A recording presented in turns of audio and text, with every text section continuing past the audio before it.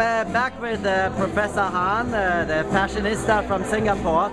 I thought I was fashion victim. Yeah, fashion victim and fashionista and fashion expert and fashion critic for the Schmidt channel.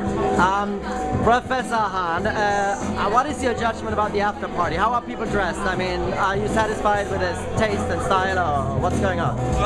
You know, after the event, a lot of people have dressed down, but I hope there's a little bit more variety in how they sort of relax and sort of get comfortable afterwards. But I think it's much more homogeneous, to use that word the academics use. I see.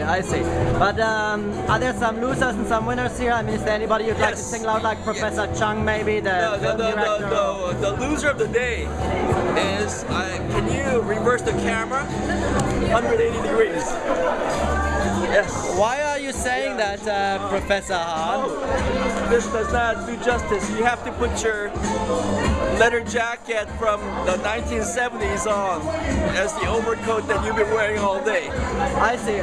Professor Han, I suppose your jacket and especially your shirt and that stain down there, that is high fashion. Is that the idea? Yeah, yes.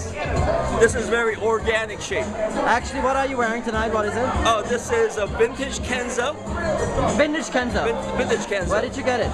I got it in Singapore, believe it or not. Oh, really? Yeah, yes. Singapore is normally a fashion wasteland, isn't it? It is, but I was surprised to find this gem of a fashion piece. Well, congratulations on this great buy, and thank you very much for the interview. Oh, and one more thing. I hope to see Professor Schmidt's edge back in his fashion. All right.